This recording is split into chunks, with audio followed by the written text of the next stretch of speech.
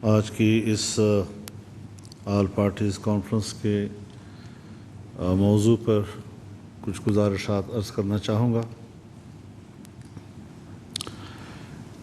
اسرائیل کے ناسور کا سب سے اولین فیصلہ 1917 میں برطانیہ کے وزیر خارجہ دالفور کے جبری معاہدے کے تحت ہوا، اور اس وقت سے فلسطین کی سرزمین پر بستیاں قائم کرنے کا یہودیوں کا سلسلہ شروع ہوا۔ ہمیں پاکستان کی پوزیشن معلوم کرنی چاہیے۔ پاکستان نے 1940 کی قرارداد میں، جس میں پاکستان کی قرارداد پاس ہوئی تھی، اسی کا حصہ ہے کہ انہوں نے فلسطینیوں کی سرزمین پر یہودی بستیوں سے اختلاف کا اظہار کیا ہے، اور فلسطینیوں کے شانہ بشانہ کھڑا ہونے کا اعلان اسی اعلان پاکستان کے اندر موجود ہے۔ جب اسرائیل قائم ہوا تو قائد اعظم محمد علی جناح نے اس کو ناجائز بچہ کہا۔ پاکستان اور اسرائیل کے درمیان تعلقات کی نوعیت کا ذرا اندازہ ہمیں لگانا چاہیے کہ بانی پاکستان نے اسرائیل کے حوالے سے سب سے پہلا تبصرہ کیا کیا، اور اسرائیل کے صدر نے سب سے پہلا بیان جو خارجہ پالیسی کے حوالے سے دیا کہ اسرائیل کی خارجہ پالیسی کی بنیادوں میں سب سے اولین بنیاد یہ ہوگی کہ دنیا کے نقشے پر ایک نوزائیدہ اسلامی ملک کا خاتمہ ہمارا مقصد ہوگا۔ اسرائیل کا نقطہ نظر بھی معلوم ہونا چاہیے اور پاکستان کا نقطہ نظر بھی معلوم ہونا چاہیے، اور پھر اس حوالے سے ہمیں سوچنا چاہیے کہ ہم نے کس بنیاد پر پاکستان کے اندر کچھ لوگوں کو یہ مواقع فراہم کیے کہ وہ ٹیلی ویژن پر آ کر اسرائیل کو تسلیم کرنے کی ترغیب دیں اور اس کے لیے لابنگ کریں۔ تو آج صورتحال تبدیل ہو گئی ہے۔ وہ جو دنیا میں ایک بحث چل رہی تھی کہ اسرائیل کو تسلیم کیا جائے نہ کیا جائے، ہمیں اس پر بھی تعجب تھا کہ جہاں فلسطین کو تسلیم کرنے اور فلسطینی حکومت کو جائز قرار دینے کی قراردادیں دنیا میں آنی چاہیے، وہاں اسرائیل کو تسلیم کرنے کی باتیں شروع ہوئیں۔ لیکن 7 اکتوبر پچھلے سال حماس کے مجاہدین نے جس انداز سے حملہ کیا، وہ حملے پر لوگ تبصرہ کر سکتے ہیں، ہر ایک کی اپنی مرضی ہے، لیکن اس نے فلسطین کے مسئلے کی نوعیت تبدیل کر دی، اور دوبارہ کسی کی زبان پر یہ نہیں آیا کہ اسرائیل کو تسلیم کیا جائے یا نہیں۔ آج یا فلسطینی ریاست کے قیام کی بات ہو رہی ہے، یا اس مسئلے کے حل کے لیے 2 ریاستی حل، جو ہماری پارٹی اس کو سپورٹ نہیں کر رہی۔ ہم اس پوری سرزمین کو عرب کی سرزمین کہتے ہیں، اسرائیل کی سرزمین کہتے ہیں، اور یہ عرب کی وہ سرزمین ہے جس پر جناب رسول اللہ صلی اللہ علیہ وسلم نے فرمایا، اخرج الیہود من جزیرۃ العرب، تمام جزیرہ عرب سے یہودیوں کو باہر کر دو۔ چنانچہ اس کے تحت اس خطے میں یہودیوں کی آبادی، بستی، یہودیوں کی مملکت، اس کا کوئی جواز موجود نہیں ہے، نہ از روئے شریعت اور نہ سیاسی لحاظ سے اور نہ ہی جغرافیائی لحاظ سے۔ چنانچہ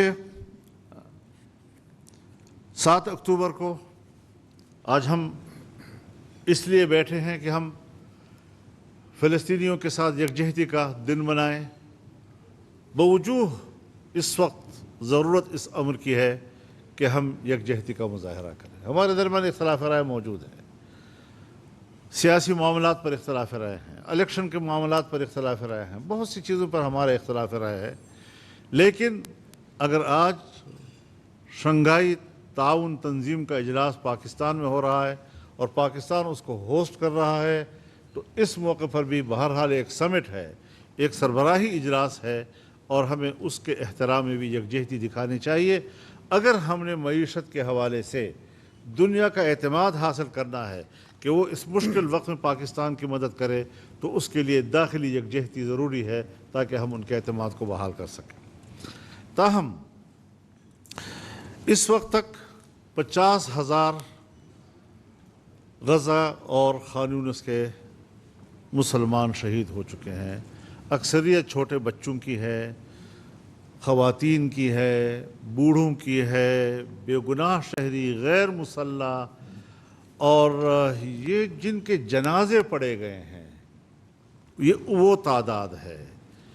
مجھے بتایا گیا کہ کوئی 10,000 کے قریب لوگ اب بھی ملبوں کے نیچے دبے ہوئے ہیں، جن کو جنازہ بھی نصیب نہیں ہو سکا ہے۔ ہزاروں کی تعداد میں وہ شیرخوار بچے کہ اگر کل وہ بڑے ہو گئے تو شاید ان کو یہ بھی معلوم نہ ہو کہ ہم کس کی اولاد تھے، ہمارا باپ کون تھا، ہماری ماں کون تھی۔ اس قسم کی ایک صورتحال دنیا میں جا رہی ہے۔ ہمیں سوچنا چاہیے کہ ہم مسلمان ہیں۔ جناب رسول اللہ صلی اللہ علیہ وسلم کا ارشاد ہے، مثل المؤمنین فی توادہم وتعاطفہم وتراحمہم کمثل جسد واحد اذا اشتکى عینہ اشتکى کلہ واذا اشتکى رأسہ اشتکى کلہ واذا اشتکى عضو تداعى له سائر الجسد بالسہر والحمى۔ کہ ایمان والوں کی مثال ایک دوسرے کے ساتھ دوستی کرنے میں، ایک دوسرے پر مہربان ہونے میں، ایک دوسرے کے ساتھ ہمدردی دکھانے میں ایسا ہے جیسا ایک جسم کہ اگر جسم کے سر میں درد ہو تو پورا جسم بے قرار، اگر اس کی آنکھ میں درد ہو تو پورا جسم بے قرار، جسم کے کسی حصے میں اگر درد مچل رہا ہے تو ساری رات جاگے گزرتی ہے اور بخار کی حالت میں گزرتی ہے۔ کیا آج ہم فلسطینیوں کے درد کو اس انداز سے محسوس کر رہے ہیں؟ کیا ہمارے دل اس انداز سے تڑپ رہے ہیں ان کے لیے؟ امت مسلمہ نے اس ایک سال میں جس غفلت کا مظاہرہ کیا ہے، یہ اللہ کے نظر میں جرم ہے، جرم، اور ہم پاکستانی اس جرم میں برابر کے شریک ہیں۔ ہم نے اپنے بھائیوں کے ساتھ اس حالت میں وہ ہمدردی نہیں دکھائی جس کے وہ محتاج ہیں، جس کے لیے وہ پکار رہے ہیں، ہماری مدد کو پکار رہے ہیں، چیخ رہے ہیں، اور جب ان کے والدین کے سامنے اس کا بچہ شہید ہو رہا ہے تو والد اس کو کہتا ہے کہ جب آپ آگے چلے جائیں گے تو رسول اللہ سے گلہ کرنا کہ مسلمان بھائیوں نے ہماری مدد نہیں کی۔ کیا ہمیں اس بات کا احساس ہے؟ دردناک کیفیت ہے۔ کچھ چیزیں ہمیں دعوت دے رہی ہیں ان حالات میں بھی کہ ہم نے کیا کرنا ہے۔ ہم سے تو جنوبی افریقہ اچھا ہوا کہ جس نے عالمی عدالت انصاف میں جا کر کیس دائر کیا اور عالمی عدالت انصاف نے اسرائیل کے خلاف فیصلہ دیا اور کہا جنگ بند کرو، پیچھے ہٹ جاؤ۔ لیکن اسرائیل ہے کہ ڈٹائی کا مظاہرہ کر رہا ہے۔ اقوام متحدہ نے قرارداد پاس کی ان کے خلاف۔ اسرائیل اتنا جرأت مند ہے کہ اس نے سیکرٹری جنرل کو اسرائیل میں آنے سے روک دیا۔ یہ ساری صورتحال ہمارے لیے سیاسی طور پر لمحہ فکریہ ہے، سوچ کی دعوت دیتا ہے ہمیں کہ ہم نے کس زاویے سے سوچنا ہے۔ ایک کانفرنس کر کے، ایک قرارداد پاس کر کے، ایک اعلامیہ جاری کر کے شاید ہم فلسطینی بھائیوں کا اور ان پر ڈھائے جانے والے مظالم پر ان کا حق ادا نہیں کر سکتے۔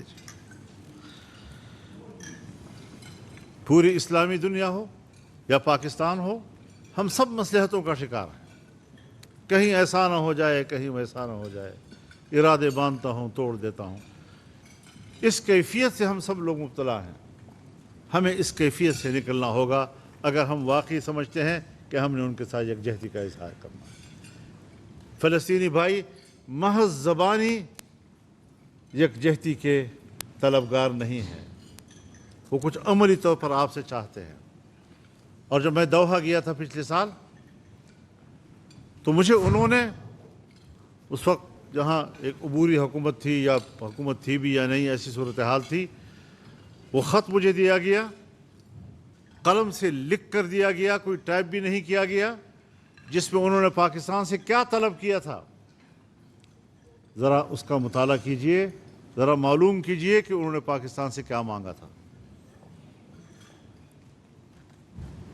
پچھلے سال 14 اکتوبر کو پشاور میں بہت بڑا جلسہ تھا ہمارا، مفتی محمود کانفرنس کے نام سے تھا، ملین مارچ تھا، لیکن ہم نے ان کو طوفان اقصیٰ کے عنوان سے تبدیل کر دیا تھا، اور اس پہ ایک فلسطینی رہنما نے शिरकत भी की, फिर कोयटा में कॉन्फ्रेंस हुई, फिर कराची में कॉन्फ्रेंस हुई, मिलियन मार्च हुए, लेकिन उसमें फ़लस्तीनी नुमाइंदे ने बराबर शिरकत की और इस मसले को उठाया गया।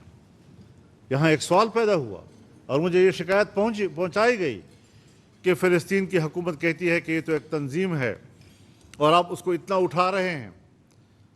तो मैंने कहा जी यहाँ रियासत है, वहाँ भी रियासत है, रियासत के साथ मामलात करे, लेकिन हम तंजीम हैं, हमास तंजीम है, हम एक तंजीम को सपोर्ट कर रहे हैं बतौर तंजीम के और खुलकर सपोर्ट कर रहे हैं। हर चंद के लोग कहते हैं वो तो बैनुल-अक़वामी तौर पर दहशतगर्द तंजीम है और फलां है, दहशतगर्द होगा, अमेरिका की नज़र में होगा, यूरोप की नज़र में होगा, मुसलमानों के दुश्मनों की नज़र में होगा, इस्लाम दुश्मनों की नज़र में होगा। हमारी नज़र में वो इस्लाम के मुजाहिदीन हैं और वो अपने हक़ की जंग लड़ रहे हैं। हम खुलकर ऐलान करते हैं इस बात का। हमने किसी एक लम्हे के लिए भी ये पोजीशन नहीं ली कि दिफाई पोजीशन में आकर हम फैसले करते रहेंगे। अमेरिका हमें दहशतगर्द कहेगा तो हम उसको दहशतगर्द कहेंगे, अमेरिका हमें पुरअमन होने के सर्टिफिकेट देगा तो हम कहेंगे कि ये बेहतरीन सर्टिफिकेट है, हमें मिल गया। जो खुश होते हैं हज़ार दफ़ा खुश हों, लेकिन हम अपनी नज़रियाती पोजीशन और नज़रियाती हैसियत को हमेशा वाज़ेह रखना चाहते हैं। हमारी तजवीज़ होगी कि ये कॉन्फ्रेंस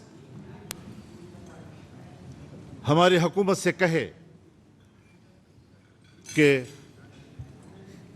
बड़े मुस्लिम ममालिक का एक ग्रुप बने जिसमें पाकिस्तान हो, सऊदी अरब हो, तुर्की हो, मिस्र हो, इंडोनेशिया हो, मलेशिया हो, इनका ग्रुप बनकर पूरी इस्लामी दुनिया को एक प्लेटफार्म पर इकट्ठा करे और एक मुश्तरका हिकमत अमली बनाए, यहाँ तक कि मुश्तरका दिफाई हिकमत अमली बनाए। इस तरह तो आज जंग फैल रही है, लबनान में दाखिल हो चुकी है, ईरान में दाखिल हो चुकी है, दूसरी इस्लामी दुनिया उनके निशाने पर है, यमन तक फैल चुकी है, सारी अरब दुनिया आज इस जंग की लपेट में आ रही है।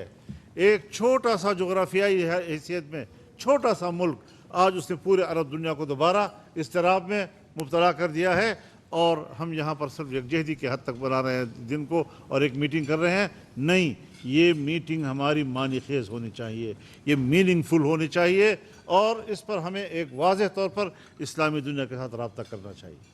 बड़े ममालिक मौजूद हैं, हमारे अच्छे ताल्लुकात हैं उनके साथ, सबके साथ हमारे बेहतरीन ताल्लुकात हैं। पाकिस्तान लीड करे, सऊदी अरब लीड करे, जो भी लीड करे, लेकिन एक इन ममालिक का मुमकिन है आपकी नज़र में कोई और भी ऐसा मुल्क हो कि जो हमारा दोस्त भी हो और हमारे कहने पर एक प्लेटफार्म पर इकट्ठे हों और मिलकर वो इस्लामी दुनिया के बारे में सोचें। मैं ये भी समझता हूँ कि अगर हमें SCO करना है, समिट है, सरबराही इजलास होगा, हर चंद के उसका मौजू इक़्तिसादी है, लेकिन उस फोरम पर भी पाकिस्तान को ये मसला उठाना चाहिए और इससे एक आलमी फोरम जो है उसको मुतवज्जह करने की हमें मौका मिलेगा और हम इस हवाले से अपना मौक़िफ़ उनके सामने पेश करेंगे और कोशिश करेंगे कि हम उस पर अगर वो मुत्तफ़क़ा कोई करारदाद न भी पास करें, हमारी तरफ से एक दावत हो जाएगी, एक उनको मुतवज्जह करने का एक अमल सामने आ जाएगा। इस वक्त इंडिया ने जो पोजीशन ली हुई है वो बिल्कुल पाकिस्तान के बरअक्स है। उसने खुलकर इसराइल की हिमायत की है और हम खुलकर फ़लस्तीन की हिमायत अभी तक नहीं कर पा रहे हैं। हमें स्टेट के तौर पर अपना एक वाज़ेह मौक़िफ़ ले लेना चाहिए।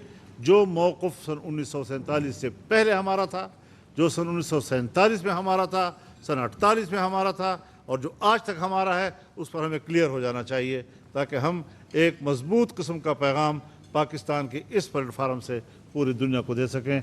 मैं इंतहाई शुक्रगुज़ार हूँ जनाब सदर आपका और अपने दोस्तों का भी शुक्रगुज़ार हूँ।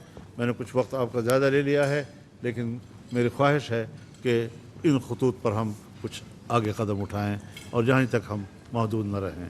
व आखिर दावाना अनिल हम्दुलिल्लाह।